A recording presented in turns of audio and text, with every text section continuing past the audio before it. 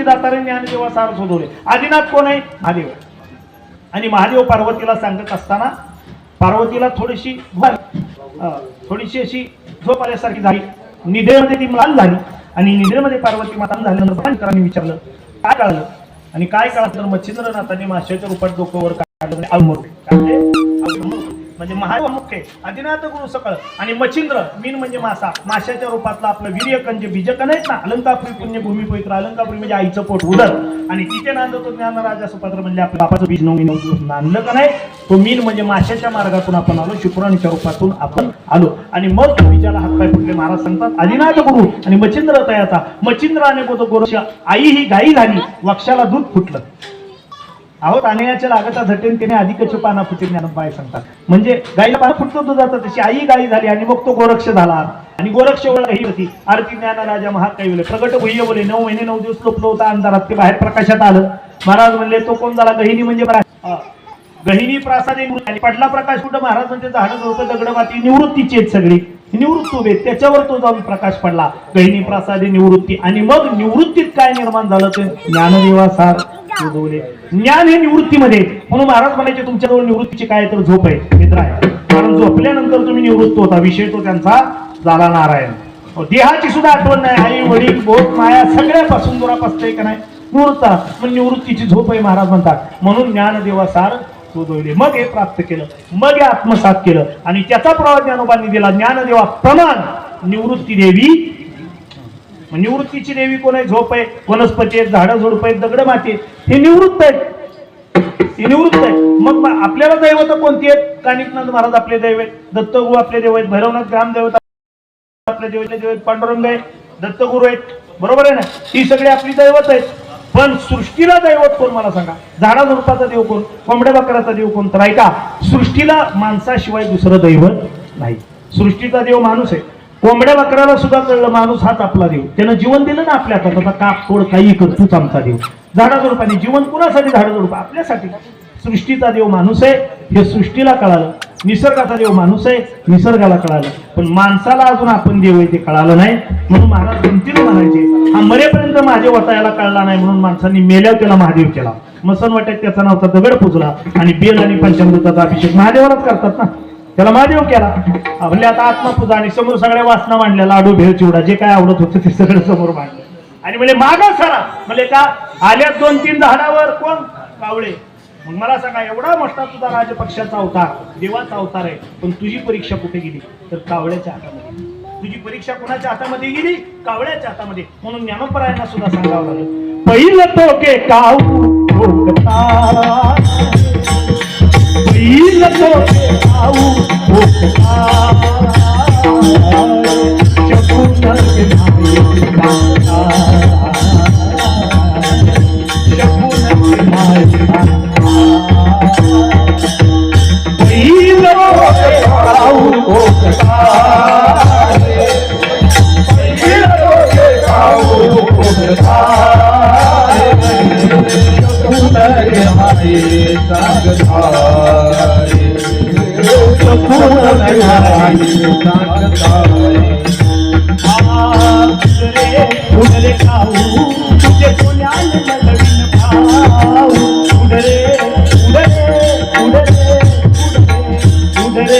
उडरे काऊ उडरे उडरे काऊ उडरे उडरे काऊ तुझे तो मान मदतीन पाहुणे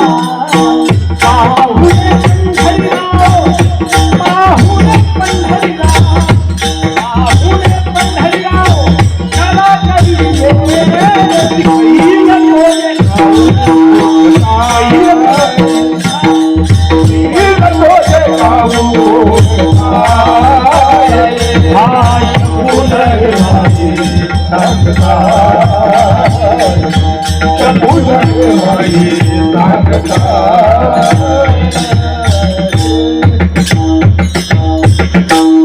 काय गोड वर्णन केलं महाराजांनी मला सांग. उडरे उडरे खाऊ तुझे सोनान मदन पा. प्रलोभन दिली.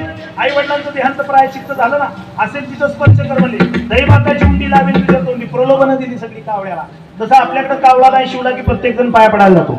ना ना तुम्ही जाऊन पाया पडून या तात्या तुम्ही जावा पाया पडून या एका गावात कावळा शिवणा तास झालं. आता मी पाहुणा म्हणून गेलो होतो ते आमच्या ओळखीचे होते म्हणून वारकरी संप्रदायातले एक जण माझ्यापाशी आला महाराज आता इलाज नाही म्हणजे तुम्हीच जावा पाया पडाय का अहो तुम्ही महात्मे तुम्ही महाराज आहे म्हणजे आता घरातल्यांचं काय चालू आहे आता म्हणलं गंमतच झाली मी पाया पडून आल्यावर नाही शिवला तर अवघड झालं म्हणलं माझं महात्म्याचं म्हणलं हो अहो म्हणले मी कसं जाऊ म्हणलं मला सांगा नाही नाही म्हणजे तुम्ही गेल्याशिवाय कावळा शिवायचा नाही मग मी बाबा गेलो पाया पडायला म्हणलं ते पैगाबर जरी म्हणे आथ्या नव्हे संताय भदावे सर्व दिवशी ते ज्ञान मला सुद्धा नाही आणि तुला सुद्धा नाही पण जे संत त्या स्वरूपाला पोहोचलेले त्यांची आपण स्तुती करूया आहे का नाही म्हणजे महाराज मला सांगायचे गुजर सप्त्यातली कीर्तन जास्त करत जा वर्ष श्राद्धाची कमी करत जा म्हणलं का कारण सप्त्यातलं कीर्तन देवावरच असतं वर्ष श्राद्धाचं कीर्तन माणसावरच असतं म्हणलं देवाला वासना नसतात पण माणसाला वासना असतात जर वर्ष श्राद्धाच्या कीर्तनाला गेला आणि त्या वासना नाही सोडवता आला तर ते तुझ्या मागे लागतं म्हणजे महाराज म्हणायचे वर्ष श्राद्धाच्या कीर्तनाला ती योनी ज्या स्थितीला गेलेली असतात ज्या खाणीला ती आपल्याला जर ओळख झाली तर त्या कीर्तनाला अर्थ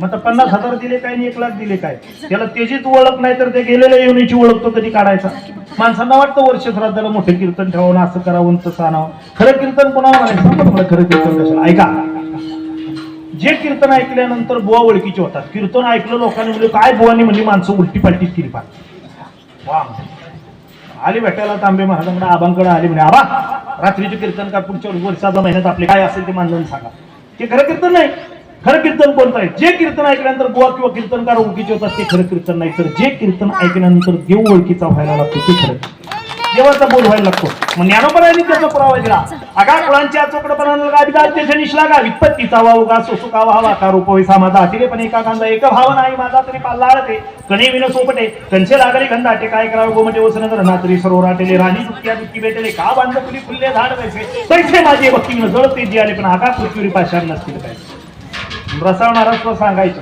दगडे बाबा स्व सांगायचे काय सांगायचे भक्तीच कळली नाही पण वारकीला उभा राहिला हो भक्ती कळली का नाही कळली पण भक्ती सांगायला उभा राहिला भक्ती कळली नाही पण भक्ती सांगायला उभा राहिला मग ती कशी महाराज म्हणजे खरी भक्ती कुठली जिला हाड नाही मास नाही रक्त नाही वास नाही पित्त नाही कप नाही ती भक्ती साधी माऊली तेव्हा म्हणजे देवाची गरी उभा क्षणभरी म्हणणार मला कसं काय पहिलाच अभंग अजून हरिपाठ महाराज म्हणजे दगडे महाराज गुजर पहिलाच अभंग अजून वारकऱ्याला सुटला नाही हरिपाठातला उभा क्षणभरी म्हणजे कसं काय मला काय नाही त्यावेळी गुजरचं नाकून तोंड जाऊ मग ते धरलं आता कशाचं घ्या तोंडांना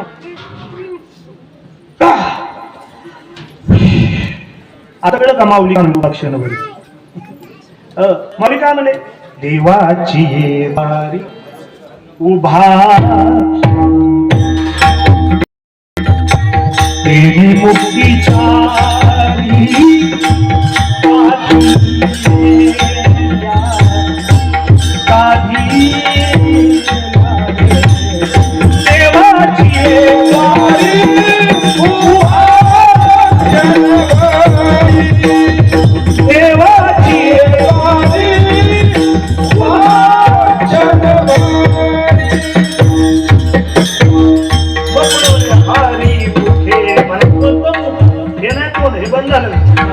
महाराजांनी सांगितलं जनाबाई त्याला धरायला गेली गळा बांधून हृदयबंदी ठाणा केला नाही सापडला गळ्यात नाही हृदयात नाही मग तिला परत सापडला श्वासाबरोबर नाम आजपाजेपणे जपायचीच गरज नाही उलट प्राणाचा उलटा केला प्राण आणि माझ्यापाजेपणे श्वासाबरोबर नाम श्वास मग माझी मग अनावर झाली शिवाचा श्वासाबरोबर नाम न जपता जप चालू झाला मग तिनं धरला मग तुकोबाने धरला मग ज्ञानोबाने धरला मग नामदेवाने धरला मग जनाईनं धरला मग मुक्ताईनं धरला त्या सगळ्यांनी त्याला धरला आणि आपल्याला त्यानं धरले उलट झाले आणि आपल्याला त्याला धरले कुठपर्यंत 10-12 पैलवान कुस्तीला निघाले होते जाता उन्हाचा रोग होता इथून चक्कर येऊन पडला धाकटा भावता लागला रडायला झाडाखाली घेतलं कोण हात सोडते कोण पाय सोडते कोण तोंड सोडते कोण डोकं दाबते कोण पाणी मारते 10-15 मिनिटं काहीच नाही थोडे एक डॉक्टर चालले होते त्यांना कुठे हात केला बघा म्हणजे सरा मागा म्हणजे पाय सोडणार अहो पाय सोड सोड म्हणजे पाय सोडायचा हात सोड हा डॉक्टरांनी छातीला कान लावला आणि नाकाला बोट लावलं 2-3 वेळा नाकाला बोट लावून झालं डॉक्टर उभे राहिले म्हणजे उचला का एकदा सेनापती गेला की मागचं लष्कर काय कामाचं हात सोडताय पाय सोडताय गेला तो का गेला असा कसा गेला आतापर्यंत होता 40 वर्ष काय नाही असा गेला आतापर्यंत होता पण त्यानं तुला धरलं होतं 40 वर्ष तुला संधी दिली पण तुला काय त्याला धरता आला आला का तुला धरता जाना बाई गळा बांधोनी या गोर गळा बांधोनी या गोर गळा बांधोनी या गोर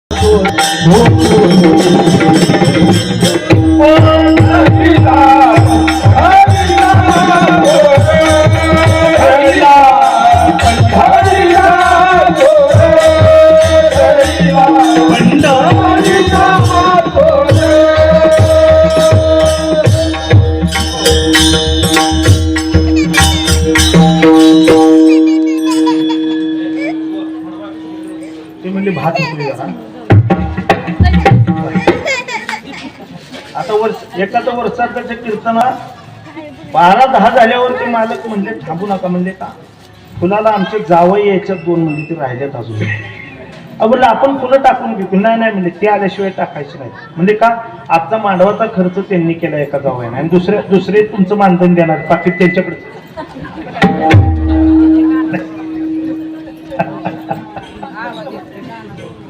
काय गळा बांधून या दोन बायगिनी घरी मोठी हिमतीची होती दोन्ही दावांना हात मारले लक्ष्मी इकडे पार्वती इकडे मग सराड घेतलं कासऱ्याचं लावलं गळ्याला धरा दोघीन वडा अगं काही इडी झाली का फास बसत धरा म्हणते ना अगं धरा मारला इकडे वडा दुसऱ्याला बरी घावली तावडी वडा पडली चक्कर येऊन तसा बांधायचा का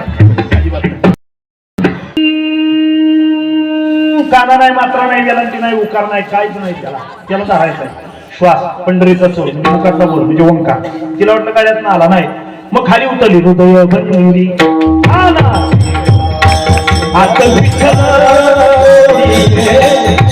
हृदय बंदिखाना केला आता विठ्ठल कोणीला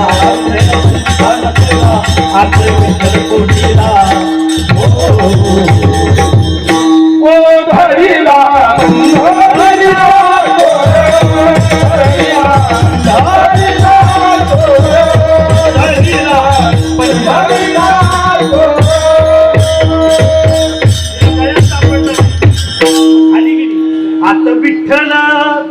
कोणी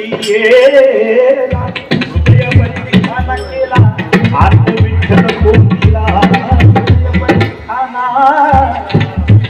नाही सापडला मग खाली गेली आणि मग तिला कळलं शब्दे केली जाऊ आता सोडतो 2 दिवस आकार उकार मकार जोडला ना तर 3.5 मात्र घेतल्या अर्धी म्हणून श्वासाला जागा झाल्याशिवाय नाही मग ती तुला जोडली तिनं आणि मग सोहम सापडला मग सापडला म्हणजे जणी म्हणे रे बा विठ्ठला आता म्हणजे तुला सोडला नाही का आतापर्यंत तू मला धरलं होतं सापडत नव्हतास आता मी तुला धरणार मी तुला ओळखला मग वेगळं काय मला सांगा संतांनी सांगितलं वेगळं मला सांगा साधकांनी काय सांगितलं ऐका जो प्रकृतीच्या अधिष्ठान तो सांडी मांडी आज्ञांची चेष्टा रे पुराधीन अपेक्षा असे प्रकृती म्हणजे देहाला धरून जोपर्यंत तुम्ही तोपर्यंत वैराग्य हे तुमचं अज्ञान मग त्याला पुरावा दिला देखे विहित कर्म जे तुले सोड देतात देखे विहित कर्म जे तुले ते सगळे जरी वसंगिले तरी स्वभाव काय निमाले इंद्रियांचे सगळ्या कर्माचा त्याग केला शामराव महाराज वैतागले आणि शेवटी बाळासाहेबांकडे आले बाळासाहेबांना गुरु केलं त्यांनी हो तुम्हालाच गुरु केलं पाहिजे मग काय ज्यांचा मुक्त संचार असतो काय मग शामराव महाराज संसाराला वैतागले बाहेर झालं म्हणले आता साहेबाकडे गेले दिला राजीनामा साहेब म्हणले वेडे का शामराव अजून 5 वर्ष सर्व्हिस आहे पुढच्या महिन्यात इन्क्रीमेंट आहे प्रमोशन आहे 10,000 पगार वाढतोय बाद झालं म्हणजे मी त्याग करतोय सगळ्या बायकोला फोन केला साहेबांनी अहो सांगा 10,000 पगार वाढते प्रमोशन आहे सगळे बायकोने आई वडिलांना बोलून घेतलं सासू-सासरे आले आई वडील आले पाटील आले सावकार आले मित्र आले भाऊ आले सगळे सांगतायत रात्रभर कुणाचंच ऐकलं नाही बास सगळं सोडलं रडारड दुसऱ्या दिवशी भगवं घातलं आणि निघाले बाहेर पाठचे 2 भाऊ आडवे आले म्हणलं आता तुम्ही तरी रडून माझी वाट अडवू नका गाव रडतंय घर रडते अख्खं काल दिवसभर रात्रभर म्हणले रडून झाले आमचं काल आता रडाय नाही आलो मग हे 500 रुपयाचा स्टॅम्प पेपर आणला ह्याच्यावर सही करून कुठं जायचे तिकडे जा तर पुन्हा कुठे शोधत बसू तुला जायचं आता तू थांबणार नाही माहिती. ठीक आहे, हा नाही करतोच आहे. देखे विहित करून म्हणजे तुरी सगळे जरी ओसंडले, बायको सोडली, मुलं सोडली, संसार सोडला, घर सोडलं, बंगला घर, गाडी सोडली, संपत्ती सोडली, नोकरी सोडली, सगळ्याचा द्या. देखे विहित कर म्हणजे तुले सगळे जरी ओसंडले आणि आला वनात येऊन बसला बघू घालून. आणि 12-1 वाजले, ध्यान लावून बसला होता. 1 वाजला की तहान लागली, 2 वाजायला भूक लागली, 3 वाजायला की प्रातर्वेदीची व्यवस्था लागली. लघुशंकेला उठावलं आणि मग आकाशाकडे बघितलं आणि टाहो पडला. हे परमेश्वरा, हे दया, तुझी बायको, मुलं, नोकरी, संसार, बंगला, गाडी सगळं सोडून आलो ना, मग मला तहान लागली. सगळं सोडलं, मग कशी काय लागली मला भूक? तहान लागायलाच नाही पाहिजे, तुझ्यासाठी सगळं सोडून आणले. म्हणजे ज्ञानोबराय म्हणतात, वेडा आहे का? देखे विहित कर म्हणजे तुले सगळे जरी त्यांचे सगळे बदले का सागरने ऐकावे हे रे इंद्रियचे तेज रे असं बुद्धाले परिमाण बोधू ठेले चरण चालू विसरले असो काय निवाले जन्म मृत्यू हे न ठकेची जरी काहीतरी तो सांडली ती काही म्हणून. अरे कशाचा त्याग, कशाचं वैराग्य, सगळं अज्ञान आहे, सगळी कर्म केली. आणि इंद्रियांचे भाव, कानाचं बंद नाही केलं, डोळ्यानं बाहेरचं बंद केलं नाही, नाकाचा श्वास बंद नाही, प्राण अपान बंद नाही, उभा राहिल्यावर पाय चालायचे विसरत नाही, भूक ताण सुद्धा तुझी आपली नाही, भूकही लागते, तहानही लागते वेळेवर तुला. अरे हे सगळं सोड, पण असो काय निमाले जन्म मृत्यू. चल, वैराग्य धारण केलंच नाही, तुझा मृत्यू तुला थांबवता आलाय का? याचं उत्तर दे. हे न ठेकायची जरी काय जन्म मृत्यू तुला थांबवता आला नाही. मग खरा साधक कोण? जो अद्वैताला प्राप्त झालेला आहे तो कोण? त्यांची सरली बीज भाजून केलेला आहे. बीज भाजून जमिनीत टाकलं पुन्हा उगवत नाही, तसं पिकली या शेंद कडूपणे गेली. आता आमचं बीज भाजून जन्माचं म्हणजे आता आम्ही पुन्हा जन्माला येणार नाही. आकाराशी काही साठा बीज भाजून केलेला आहे, आम्हाला जन्म मरण नाही. आकाराशी काही साठा देह प्रत्यक्ष झाला, आता आम्ही पुन्हा जन्माला येणार नाही.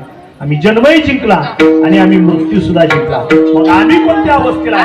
तरी अग्नी माझे आले जैसे इंद्राची आगळी राहिले, पाठी हे निवडायची काही केले काष्टपण ना, तरी साखरेचा माग होता बुद्धिमंतपणे करिता. परी उसनो हे पंडुसुता जिया परी लोहाचे कनक झाले, ते एके परिसचे केले आणि कधी कैचे गेलेलो होतो. आणि ना तरी तू पाहुणे मागवते, जेवी दूतपणा नाही चिनोरते, तेवी पाहुनिया जाया ते पुनरावृत्ती नाही. ते माझे परमसाचो कारणीच अंतवट दावित असेल. भगवंतानं अर्जुनाला सांगितलं, ऐका, अग्नी काष्ट, ऊसाची साखर, लोखंडाची परीस, दूध आणि तूप. होळीचा सण पेटला होता. एक माणूस लाकडाचा भला मोठा ओळखा घेऊन आला आणि त्याने त्या होळीमध्ये टाकला आणि एक तर मागाय आला आणि काठीनं त्या राखेत काहीतरी शोधायला लागला. पाहणारा जवळ आला, म्हणला का हो, मग अशी लाकूड इथं अग्नीत टाकून गेलेले तुम्हीच का हो? आणि आता मग काय शोधता येत असं तेच मगाचं लाकूड शोधतोय. वेडे का? जळून गेला आता ते, त्याची राग झाली. तरी अग्नी माझे आले, इंद्रच्या अग्नी झाले, पाठीने निवडीची काही केले का? एकदा अग्नीत काष्ट घातलं की जळून गेलं, राग झाली, आता मूळ रूप संपलं. ना तरी साखरेचा माग होता. एकदा ऊसाची साखर झाली, साखरेचा पुन्हा ऊस नाही. एकदा लोखंडाचं परिसाच्या स्पर्शानं सुवर्ण झालं ना की पुन्हा सुटीवर दुसरा असा दगड नाही की त्याचं गेलेलं लोखंड पण परत आले. आणि एकदा दुधातून तूप काढलं, तुपाला जसं मूळच्या दुधाचं रूप नाही, त्या लोखंडाला सुवर्णाला जसं मूळच्या लोखंडाचं नाही, साखरेला जसं मूळच्या ऊसाचं रूप प्राप्त होत नाही, राखेत जसं काष्ट रूप नाही ना, एकदा त्याच्या स्वरूपाला जाऊन मिळाला की पुन्हा जन्मही नाही, मृत्यूही नाही, देहही नाही. एकदा त्याच्या स्वरूपाला जाऊन मिळाला की आता गुजार संपला, शामराव जाधव संपले, सूर्यजुमाळा संपले, आता जन्म नाही, मृत्यू नाही, आता पुन्हा जन्माला यायचं नाही, पुन्हा मला नाही. तर अखंड स्थिती प्राप्त झाली. तेवी पाहुण्या जया ते मग अशा अवस्थेला गेलेले ते अद्वैताला गेले, अशा अवस्थेला गेलेले ते समेच्या आधीन गेलेले. मग कसं आहे बा, गुजर महाराज कीर्तनाला आले जेऊरला आणि आल्यानंतर तांबे महाराजांना म्हणजे महाराज उद्या मला मुंबईला पोहोचायचे 3-4 आणि मग गाडी पहिली किती राय म्हणजे 6 वाजता महाराज गाडी बघा चुकली तर अवघड होईल सगळं, ठरलं मला उठवा लवकर. आणि मग 5 वाजल्यापासून हाक मारतायत नवरा बायको, हो उठा गुजर महाराज उठा. एकदा इकडे एकदा तिकडे उठणच कसे तरी 5:30 डोळे चोळत, अहो काय डोळा लागला कळे ना. मग तांबे महाराजची मंडळी म्हणजे मीच जरा चांगली झोप लागल म्हणून दुधात जायफळ घातली उतरात जा.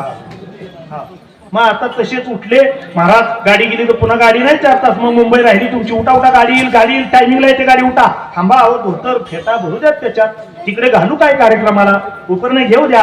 शेवटी सगळी बॅग भरून धावत पळत पाराजवळ आलो, गाडी गेली आणि गुजर महाराज हुश्य करत आले, म्हणले थोडक्यात चुकले.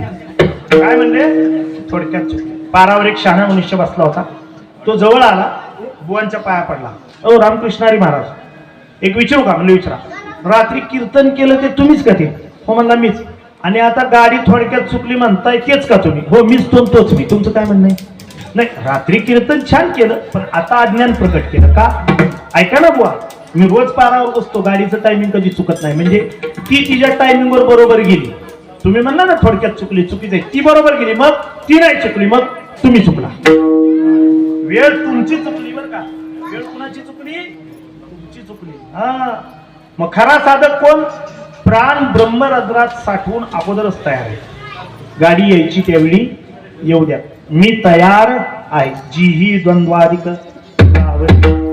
अशा अद्वैताला गुरुहून जे अद्वैत झालेले प्राण ब्रह्मरंध्रात साठवून ब्रह्मलीन ब्रह्मरूप अवस्थेला जे प्राप्त झालेले आहेत ना, अशांची सेवा मला मिळावी, अशांचं दास्य तो मला मिळावं.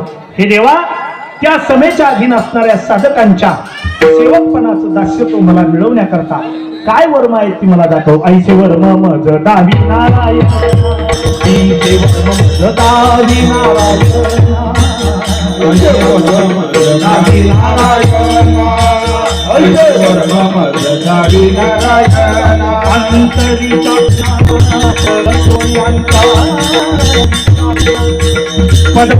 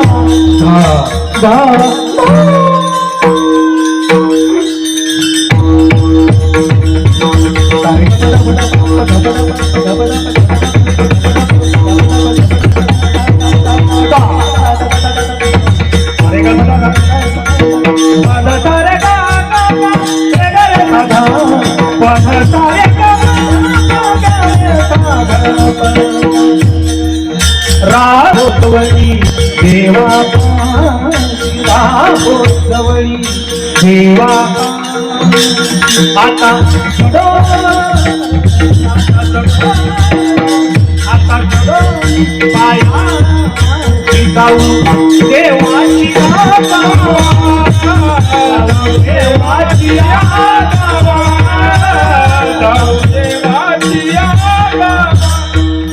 देवाची देव देव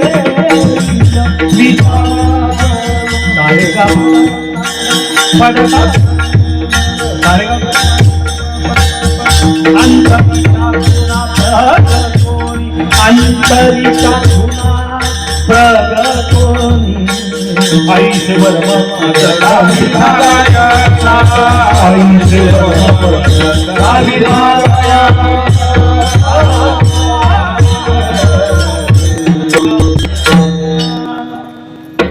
किती गोड वर्णन केलं महाराजांनी.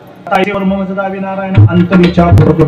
आता मोबाईल मग काय कीर्तन सुरू झालं बुवांचं आणि चालू कीर्तनात एक बाईला रडायला, कीर्तनातच रडायला लागली. बुवांकडे बघायची रडायची, बुवांकडे बघायची रडायची, बुवांकडे बघायची पदरकीची उघड्याचा डोळे, बुवांकडे चौदारी जवळ बुवांच्या चौदार जरा ढालत बुवा काय कोणता दावा बघा पाहिजे तुमचा? कशाचा काय दावा? माझ्या ओळखीच्या ना पाहिजे म्हणे, म्हणजे उडला कीर्तनाला अमर रडते का तुमच्याकडे बघून? काय आखरीतच कळत नाही म्हणे. माझ्या कीर्तनात माणसं हसतातून ही रडते बिचारी म्हणले. अख्खं कीर्तन बाहेर रडते. 1.5 तास हात घ्यायची, बुवाकडे बघायची असे बघा, माझ्याकडे बघा, बघताय का? लुगड्याचा पदर बुवांकडे बघायची, बुवांकडे बघ. 1 तासाने शेजारणीच्या ध्यानात आलं, लुगड्याचा पदर ओला चिंब झाला. तिच्या ध्यानात आलं, हिनं माझ्या लुगड्याचा पदर ओला केलाय. सोड अक्कल केलाय का? फार लुगडं वाले केलं, माझा पदर ओला चिंब झाला. अगं मला रडाय, अगं तुझ्या लुगड्याचा पदर किती? अगे मी आज नवं घातले. शाबास.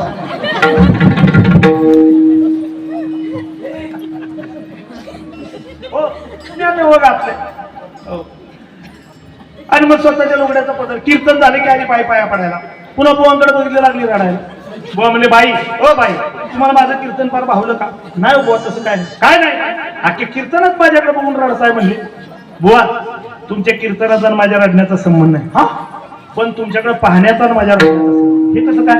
राग नाही येणार सांगितलं खरं तर नाही येत. सांगा ऐका बुवा, मागच्या महिन्यात पुढे बोला, आमच्या घरचा पुढे बोला, माझ्या नवऱ्याचा अत्यंत लाडका पुढे बोला, सासू सासऱ्यांचा पण लाडका पुढे बोला, मुलाबाळांचा पण लाडका पुढे बोला, शेजाऱ्या पाजारांचा पण लाडका पुढे बोला, ज्याला खायला घातल्याशिवाय आम्ही जेवतच नव्हतो पुढे बोला, असा आमच्या सगळ्यांचा आवडता आमच्या घरातला गण्या नावाचा लाडका बोकड मागच्या महिन्यात मेला. आता बुवा लागले रडायला तिथे. बोले तू मेला तर माझ्याकडे बघून करताय बुवा, गेले 2 तास तुमची दाढी बघितली की मला सारखी त्याची दाखवली. आता हे रूप काय कीर्तनच कामाचं आहे. कीर्तन चांगलं होय अंग हरी ब्रह्मीभूत काया होतसे कीर्तन. ऐका मी का सांगतोय जी ही द्वंद्वाधिक कीर्तनामध्ये स्वतः सहित सृष्टीचा विसर पडला पाहिजे आपल्याला, तर त्या कीर्तनाचा उपयोग आहे. कीर्तनामध्ये काय विसर पडला पाहिजे, नाही तर चालू कीर्तनात एवढं रंगात आलं होतं, नाचत होती सगळी माणसं, चिठ्ठी आली चौकदार म्हणले महाराज जरा अर्जंट आहे एवढं पकडा. बुवांनी सगळं थांबवलं.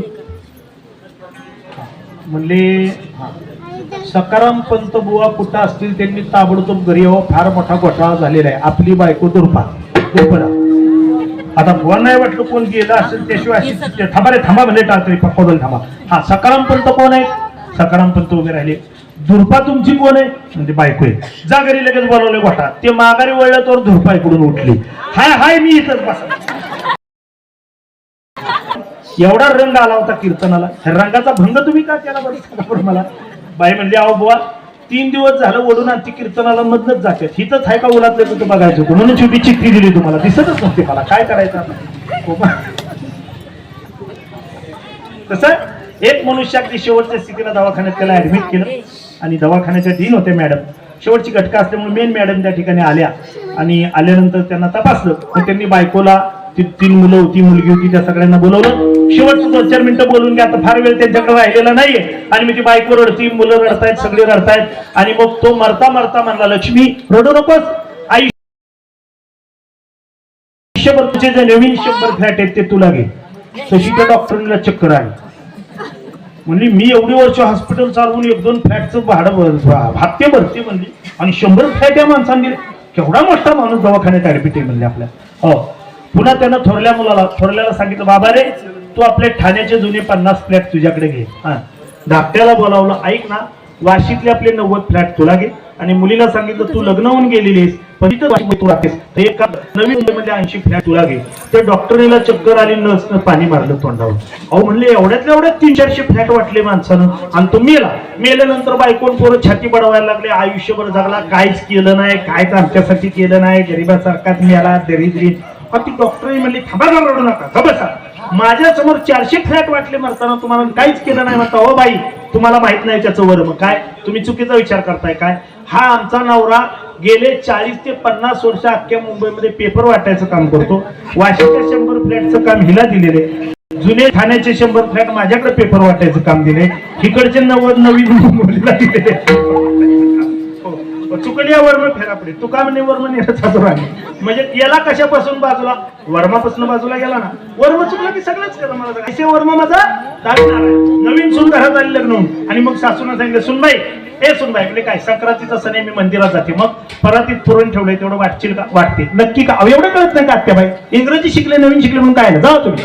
आणि 1 तासानं सासू आलीपर्यंत परात रिकामीच होती. सुनबाई ए सुनबाई टीव्ही बघता बघता म्हणजे उठलंय ए सुनबाई पोळ्या करायच्या.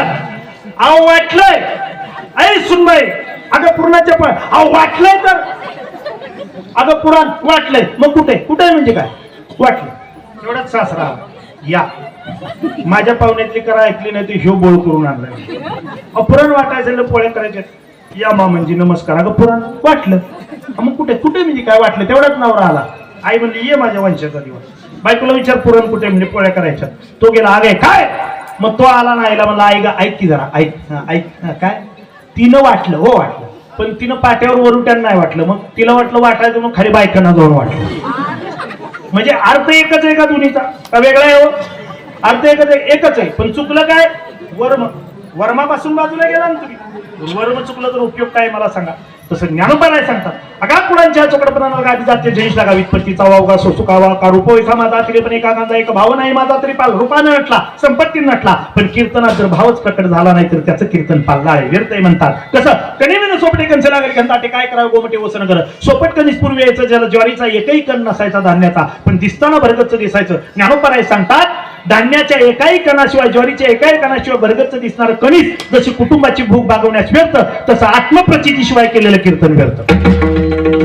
ज्ञानोबराय पुढे सांगायचं नातरी सरोवर आठवले गुजर महाराज कीर्तनाला आले तापे महाराज आले आबासाहेब आले शामराव महाराज आले गुजर बुवा कीर्तनाला थोडा वेळ आहे जरा चला आमच्या गावात 3 कोटीचा तलाव बांधलाय दाखवतो तुम्हाला.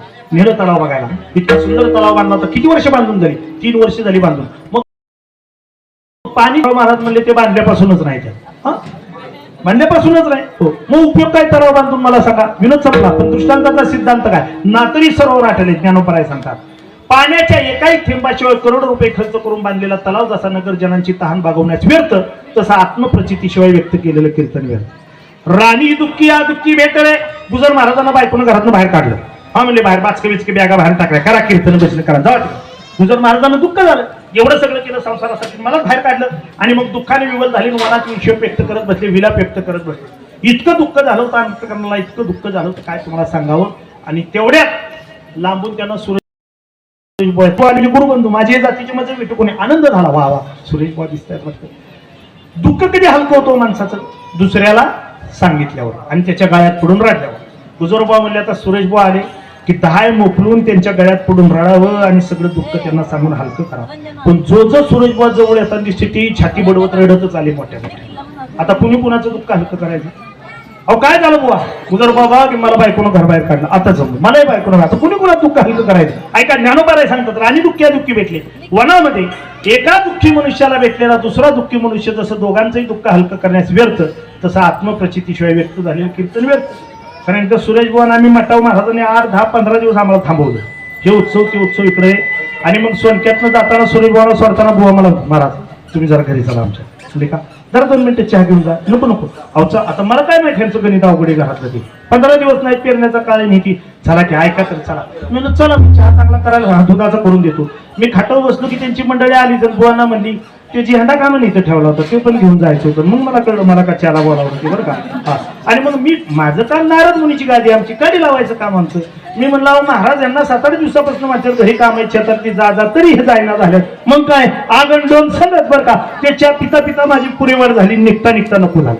राणी दुःखिया दुःखी भेटले तैसे माझी भक्तीच कळली नाही पण भक्तीच्या वार्ता करत सुटलेला आहे. म्हणून भगवंताचं कानात खचाट्यात पडलेलं आहे त्याला हात लावाना साधकांशिवाय कुणी तयार नाही. अशा अद्वैताच्या ज्ञानाला ज्या साधकांनी हात लावलेला आहे ते ज्ञान या स्थूल देहाच्या आतमध्ये सूक्ष्म रूपाने कारण रूपाने महाकारणाने त्याच्याकरता शून्य झालं पाहिजे. आणि त्या ज्ञानापर्यंत पोहोचण्याकरता महाराज म्हणले ऐसे वर्म मजदावी नारायणा अंतरीच्या गुणा प्रकटणी. आयुष्यामध्ये देव सोपा आहे पण संत अवघड आहेत. आयुष्यामध्ये संसार करताना प्रपंच करताना देवाचा संकेत होतो लहर येते पण आयुष्यात संत भेटायचे असतील ना तर आपलं कर्मच संपायला हवं. बहु अवघड असे संत भेटी बरी जग जेठी करुणा केली हे जेठ्या तुला विनंती करतो हे जेठ्या मला माझी तुला विनंती आहे. ज्ञानोबरायांनी सांगितलंय का तरी अग्नी माझे आले जैसे तरी कीर्तनाचे नटनाचे नाशिले व्यवसाय प्रायश्चित्ताचे जे नामच नाही पापाचे फुलं वाटलेले आहेत का फुलं वाटायला घ्या 5 मिनिटं फुलं टाकायचे आपण.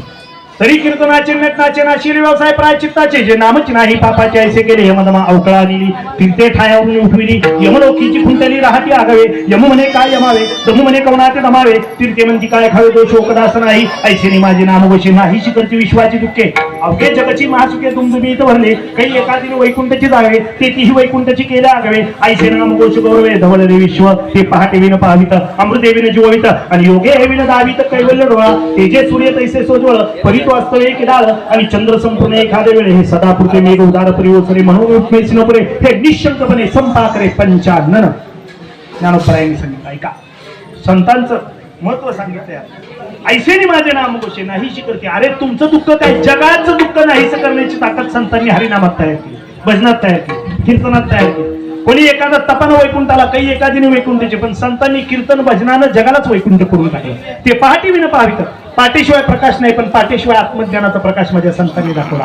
अमृत अमृताचा थेंब मुखात टाकल्याशिवाय मेलेला जिवंत होत नाही पण अमृताशिवाय तुम्हाला आम्हाला मरणच नाही, मरण देहाला आत असणार अनंत आहोत, या आपल्या अनंतत्वाची ओळख करून संतांनी दिली आणि योगाशिवाय मोक्ष दाखवला.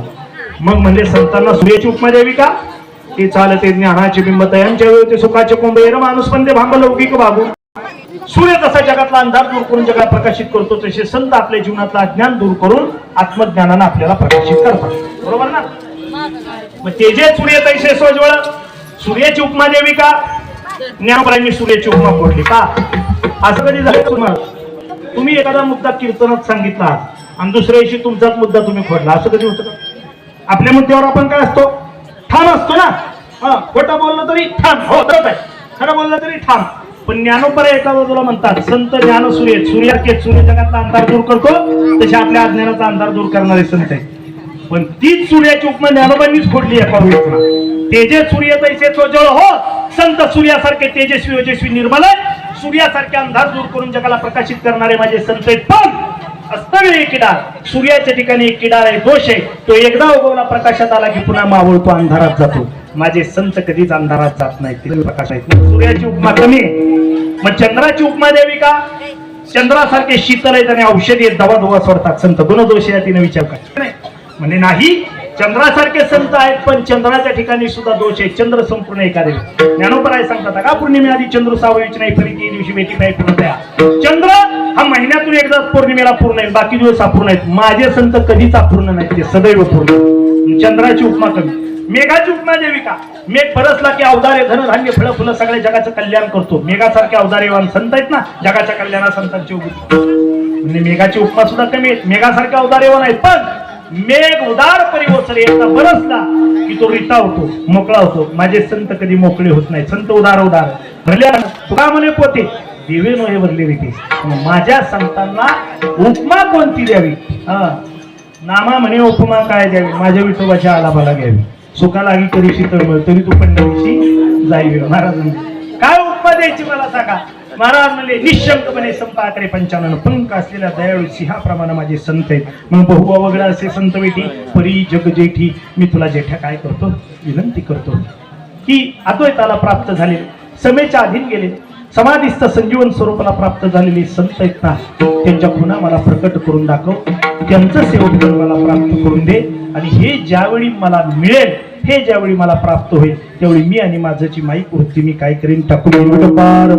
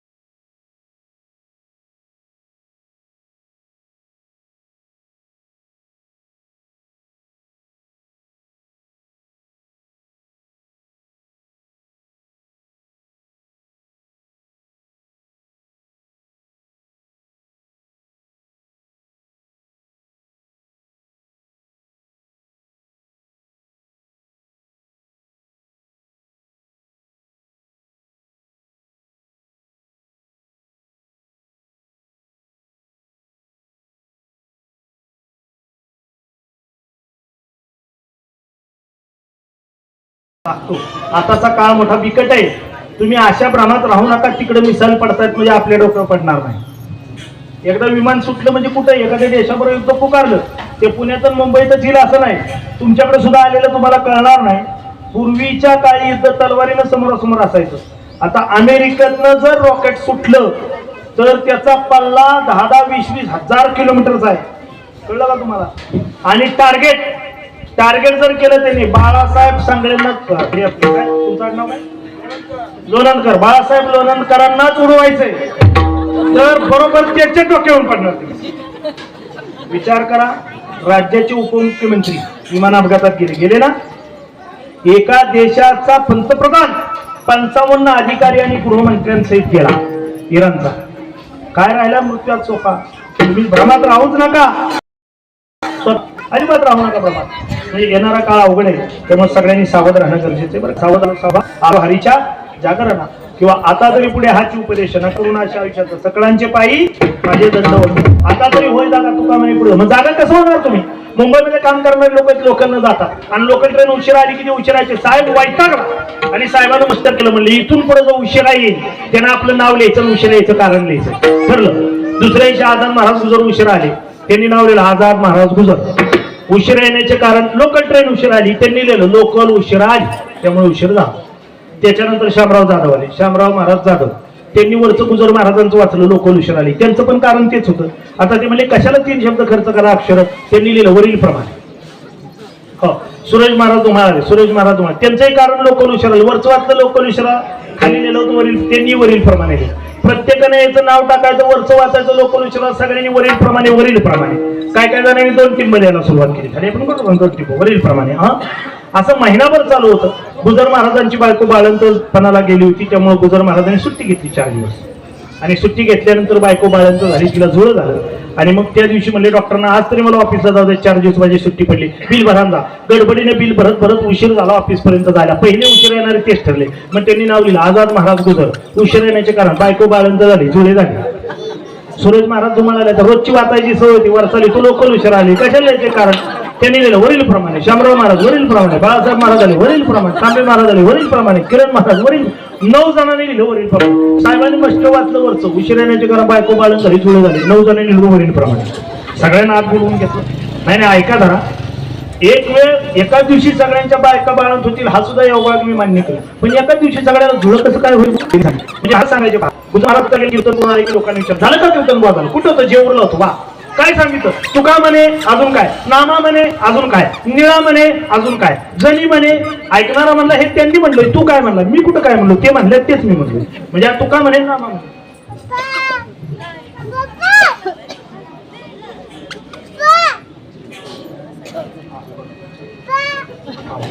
लोक रागात बघायला लागली नाही असू द्या. ती अडचण सगळीकडेच आहे. गॅसची टंचाई जरा झालेली आहे. आमचाच गॅस परवा कसा तरी मी आणलाय ब्लॅक नाही. हो, बायको म्हणजे कीर्तन मग करा, पहिला गॅस आणा. बातम्या चालल्या होत्या ना टीव्हीला. मी म्हणलं आपला 15-20 दिवस जायला आधी, पण 15-20 दिवसात युद्ध नाही थांबलं तर आपल्याला जायला लागेल कुठेतरी म्हणजे जेवायला. हो असो, एक 5-10 मिनिटं त्यांनी गॅस जरा समजायचं. ठीक आहे, आपली जाईल आरती होऊन 15 मिनिटं जाईल आपली, झालं कीर्तन आपलं. तर काय सांगितलं तुका म्हणे ना म्हणून. अरे हे ते म्हणले, तू काय म्हणतोय, मी कुठं काय म्हणतोय, ते म्हणताय तेच मी म्हणतोय. हा म्हणीवरचा परमार्थ नको. तुझं काय अंतरीच्या खुना प्रकटोनी, तुझ्या जवळचं काय तिकडे दया खाणी किती पंगतीस सुका, तुझ्या जवळचं आहे ते बाहेर काढणं गरजेचं आहे. आणि त्याच्याकरता महाराजांनी बहु अवघड प्रार्थनेचा अभंग आहे. संत बेटी परी जगजेठी करुणा केली ही जेठ्या विनंती आहे, ऐसेवर मौजदा विनारायण प्रकटोनी. आणि मग जीही बंधवादी कमरावली कोण पुण्य त्यांचा होईना सेवक, त्यांचं दास्य तुम्हाला मला अद्वैताला जायचंय, मला समेच्या अधीन व्हायचंय आणि त्याच्याकरता माझा सगळा अट्टाच आहे. आणि हे सगळं प्राप्त झाल्यानंतर तुका म्हणे मग नाही मृत्यूरी, मी आणि माझ्याच्या मृत्यूवर मी अजिबात येणार नाही. वैकुंठवासी स्वानंद सुखनिवासी नामदेव महाराज पठाडे मोठा गोड दृष्टांत एका कीर्तनामध्ये सांगायच्या अभंगामध्ये त्यांनी सांगितलं. कीर्तनकार कीर्तनाला निघाले आणि कीर्तनाला निघाल्यानंतर गाडीच पंक्चर झाली. गाडी पंक्चर झाल्यानंतर पुढे फोन यायला लागले, अहो गाडी पंक्चर झाल्यावर बघा ना कोणतरी पंक्चरवाला भेटेल. ह्या पाराखाली जर तिथं जर रात्रीचं कुणीच दार उघडे ना. शेवटी 9:30 वाजले.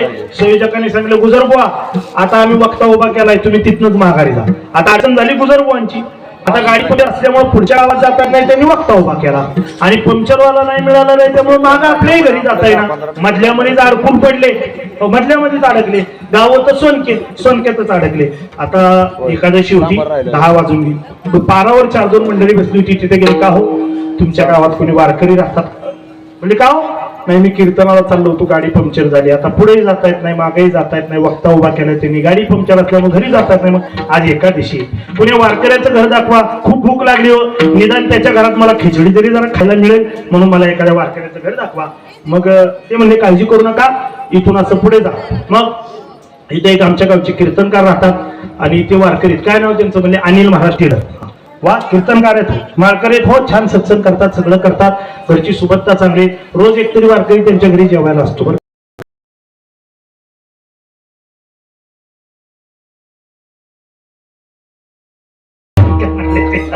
पण अनिल महाराजांच्या घरी गेले म्हणून अंधार वाजवलं.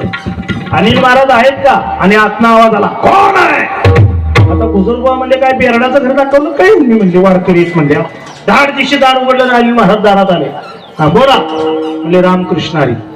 मग मी आझाद महाराज गुजर. मग कीर्तन होतं माझं पुढच्या गावाला. मग गाडी पंक्चर झाली. मग त्यांनी वक्ता उभा केला. मग विचारायला मिळत नाही. मग मागाई जातात. मग आणि कसं आहे मग अहो मग काय तुम्ही वारकरी एकादशी भूक लागली फराळाचा वाडा घ्या घेतला वाढली काचं ध्यान करतो. अनिल महाराजांना लग्नात मिळत होतं. त्या काचेच्या कपाटाला शोकेस होतं. शोकेस मध्ये फळं ठेवली होती रंगीत द्राक्षाचं प्रशन केल्याची. गुजर महाराजांची हिनीच चालली तेवढून फळं दिसली थांबली एकदम.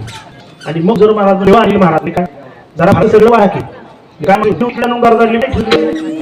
सगळं काय सगळं वाढले ते बघा. ते बघा त्या काचेच्या कपाटात काय त्या शोकेस मध्ये काय किती फळ आहेत बघा. द्राक्षे सफरचंद आहेत केळे चिक्कू आहे. तो अनिल महाराज इतके चिक्कू असून तुम्ही मला एक सुद्धा चिक्कू वाढत नाही. किती चिक्कू आहे खेड्यात नाही दिसते अशी माहिती नाही. मग म्हणजे गुजर बुवा त्याचा असे म्हणजे काय फळ बघायची आणि खिचडी गप खायची म्हणजे का त्याचं कारण असेल त्याला रंग फळाचा आहे आकार फळाचा आहे. पण मध्ये मात्र शेणा मातीचा गेला वाढू काय एखादं नको नाही घ्या ना नको नाही घ्या ना. ज्ञानोबांनी या फळांची कल्पना शोकेस सांगितली. कडूच द्या मागला गोळे जैसा वसुगुरी तोरण बांधले कौफाच्या इंद्रिय कुंकुम सिंदूर केली कांते नेणे खरडे माझे पोकळ जवळच्या झाडाला आणि काय करू तिसरी उपत नाशेल तैसा मोर्चिले कडानं सरे फोन कुडाने मदिरेचा घडा पवित्र घे शृंगायला म्हणून जिवंत होणार. गाढवाला तीर्थात आंघोळ घातली म्हणून चिकनात तोडायचं थांबणार. तो डोक्याला सागरे साधनं कुळाचं केलं म्हणून त्याचा कडूपणा जाणार नाही. त्याची शोभा वाटणार नाही. म्हणून मेलेला पती जिवंत होऊन परत येणार नाही. आणि मध्याला दारूला भरलेला घडा गंभीर होला म्हणून तो त्यासाठी होणार नाही. तसं वरवर केलेली भक्ती वर केलेलं कर्म परमेश्वराच्या अस्तित्वापर्यंत पोहोचणार नाही. शोधाचं हेतू नको बोधाचं झालं पाहिजे. आणि त्या बोधा करता म्हणतात मी आणि माझ्याची माहिती टिकली पाहिजे. म्हणून गुजर महाराजांकडून माळ घातली वारकरी संप्रदायाचा अनुग्रह घेतला आणि एकादशीचा पहिलाच उपवास आला आणि त्या दिवशी पुतण्याचं लग्न झालं. आणि लग्न झालं तुमची असल्या पुरी बासुंदी सगळा बेत होता हे कट्ट्यावर बसलं बाहेर आले झाला की जेवायला आणि मग चिडल्याच गुजरवा कसा जेवायचं कळत नाही का एकादशीला अन्न खाणं पापे असं एकादशी गेले जेवायला तुला बासुंदीचा बेत आहे की जेवायला कसं जेवायचं एकादशी ना तिसरा आला ऐका की मट्टा पण केला चला की जेवायला कसं जेवायचं एकादशी चौथा आला व्हेज चला गुलाबजामुन छान की हो कसं जेवायचं एकादशी ना आता जीवावर आली याच्या मोठी एखादं एक जण म्हणला जीव नका पंक्ती फिरून यायला काय होते जरा देखरेख तरी ठेवा हे बरे आला हा पुऱ्या नीट वाला लहान मुलांना गुलाबजाम नीट वाला मट्टा सांडणीला बासून फोडणीला शिल्लक राहिला एवढ्या पाचशे सोडवायला एकादशीला बरं एक जण मला हो बुजुर्ग कसली एकादशी काय पुरी आहे बासुंदी आहे मट्टा आहे व्हेज पुलाव आहे डाळ आहे वरण आहे चांगली बघा कसा जेवायला बसलं सोडली एखादं मला काय म्हणतात आणि करणारे का माई करणार मी ते माझी अर्थ नको देवा माया तर सुटलीच पाहिजे पण पाठीमागा अर्थता सुद्धा शिल्लक राहता कामा नाही. त्याच्याबद्दलची अर्थता म्हणजे आयुष्यभर राहिला 60 वर्ष आणि 60 वर्ष केला सर आवड झाला बरोबर झाली ती बायको जरा सांभाळायला कोणीतरी मला म्हणजे मग संपलं ना सगळं गेलं ना व्हायला सगळं. एकादशीचा उपवास झाला आणि मस्तपैकी बटाटा भाज्याचा हॉटेलात वास आला वासना गेली म्हणजे उपवास होता ते आतून झालं पाहिजे ना आतून. आम्ही एकदा वारीच्या वाटेवर असताना एकाचं मौन होतं 12 वर्ष आणि नेमकडे वारी ते मौन असलेले महाराज पुढे आले. महाराज त्याला म्हणजे कशाला मौन धरले पशु पक्षाला भाषा दिली नाही ते चिवचिव करून देवाची गाणी गातात तुम्ही कशाला मौन धरले आणि मौन धरल्यामुळे काय झालं संवाद संपला ना तुमचा त्याच्यामुळे दुःखात पडला तुम्ही. आणि ज्ञानदेव मौन जपमाय मौन कुठलं पाहिजे ज्यांनी मौन धरले ते काय करतात डायरी घेतात चहा ठेवा साखर कमी घाला हा जेवणात तिखट कमी वापरा. महाराज म्हणजे मी याचा बोल उठतोयच की आतून कोणत्या वेळा बोल मुक्ता बोरच उठला नाही पाहिजे ना आतून सुद्धा त्याला म्हणायचं मौन. ते माऊलीने सांगितले ज्ञानदेव मौन जपमाळांतरी तसं महाराज म्हणतात अनेक न लगे माईक पदार्थ ते माझी अर्थ नको देवा. माईक पदार्थाची तर आसक्ती नको पण तो पदार्थ त्यागल्यानंतर त्याच्या अर्थता सुद्धा नको. म्हणजे स्थूल देहाचं ममत्व प्रकृतीसाठी जे भोगाचं आहे ते ममत्व संपल्यानंतर त्या देहाबद्दल विषयाची असणारा थोडी सुद्धा अर्थता सुद्धा शिल्लक राहता कामा नये. तुका म्हणे मग ती अर्थता म्हणजे काय तर वृत्ती तुका म्हणे मग नयवृत्तीवरी नुसती माया टाकायची नाही मोह टाकायची नाही त्याच्याबद्दल पाठीमागं उठणाऱ्या उर्मी वृत्ती आहेत ना त्या वृत्तीचा सुद्धा त्याग ज्या क्षणाला होईल का नाही त्या अद्वैतामध्ये प्राप्त झाल्यानंतर मला जे सुख प्राप्त होईल ते ब्रह्मसुख आहे. मी ब्रह्मरूप होईल नवे नवे विश्वाकार विश्वस्वरूप प्राप्त होईल आणि त्याच अनंताच्या कामातील मग आहे तिथे पुन्हा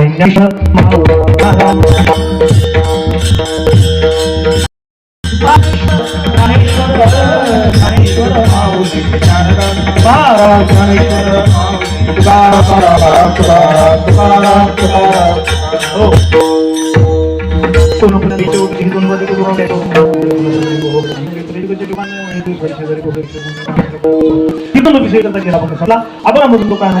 परमपूज्य सद्गुरू ब्रह्मचैतन्य शंकर महाराज दगडे अंदोरी आणि बाबताचार्य वेदभूषण अर्जुन महाराज लाडबुर्गी आळंदी होळ बाबताचार्य विठ्ठल महाराज अध्यक्ष यांचा समजून घ्या. त्याचबरोबर आपल्या गावामध्ये पुण्यभूमीमध्ये कीर्तनाला येण्याचं भाग्य लाभलं.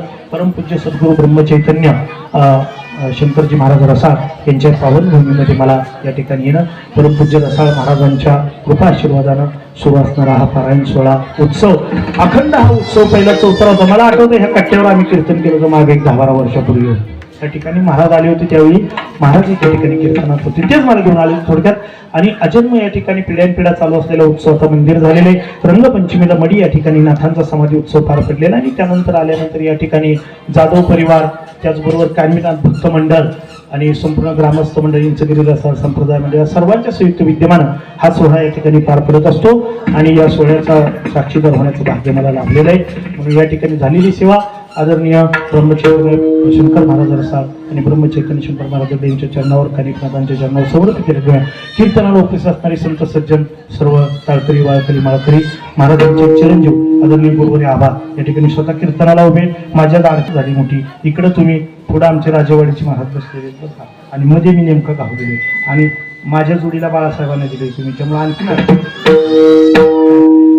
आदरणीय गुरुवारी आभार या ठिकाणी धन्यवाद देतो. स्वतः पंचपेत चालू स्वतः साथीला धन्यवाद. असणारी सर्व टाळकरी मंडळी आपल्या संप्रदायातले युवा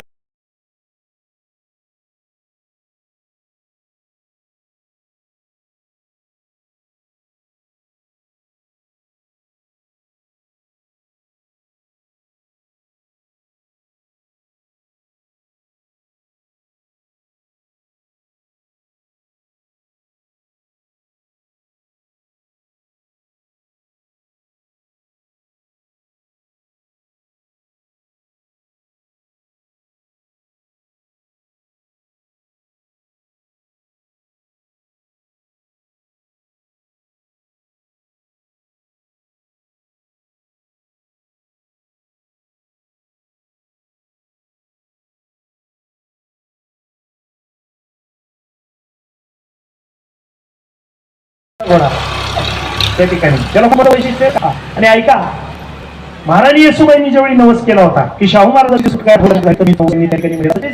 केला कारण शाहू महाराज आणि प्रबुद्ध नारायण प्रबुद्ध नारायणाचा असताना अवतार आहे. कृष्णाच्या आदेशाप्रमाणे अवतार मालिका जेवढी सुरू झाली होती ती जन्मकथा मोठी गोड. ती सामान्य नाही, हत्ती जो होते त्याच्या कानातून तो काय झालेला आहे, जन्म झालेला आहे. हिमालयामध्ये तपोबालामध्ये त्या हत्तीच्या कानातून ज्याचा जन्म झालेला आहे. एकूण 12 मी त्यांना समजलं जातं. महाराष्ट्रात त्यांना कानोबा या नावानं सुद्धा समजलं. असणारे कानिकनाथ हत्तीच्या कानातून जन्म झाला महाराजांकडून आणि मंत्र सुद्धा अनेक त्यांनी आत्मसात केले आणि त्या चिरंजीव चिरंतन समाधीस्थ अवस्थेमध्ये समाधीस्थ झाले. रंगपंचमीला आपण सगळे रंग ठेवतो, आपण सगळे रंगात रंगून जातो, पण त्या दिवशी कानिकनाथ चैतन्य झाले आणि समाधीचा रंग त्यांनी प्राप्त केला. त्या ठिकाणी रंगपंचमीला अत्यंत मोठा असा उत्सव असतो. त्या ठिकाणी ते समाधीस्थ झालेले आहे आणि त्यांच्या ठिकाणी समाधीचं दर्शन करून घेऊन या ठिकाणी आपण हा आजचा समाधी उत्सव त्या निमित्तानं आपण करत असतो. समाधी उत्सव झालेला आहे. आज समाधी उत्सव नाही तो होऊन गेलेला म्हणून चित्र थोडं आध्यात्मिक सर्व आपण कीर्तन केलं सरांच्या मालिकेवर आणि म्हणून कानिकनाथ महाराजांचा समाधी सोहळा आपण या ठिकाणी साजरा करतोय. सर्वांनी चैतन्य कानिकनाथ महाराजांचा अंतःकरणामध्ये स्मरण करा. एकच मिनिटात स्वर म्हणून भैरवीचे काढून लगेच कीर्तन या ठिकाणी संपन्न पुष्पवृष्टी आपण करायची. फुलं सगळ्यांनी मिळाली आहेत का?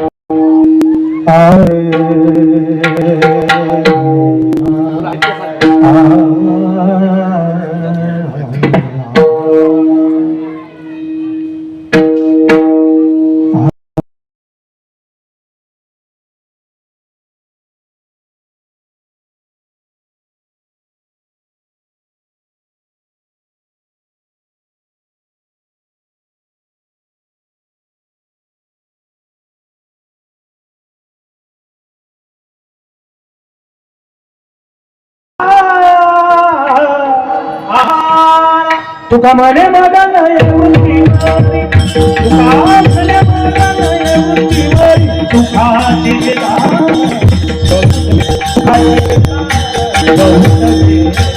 आईचे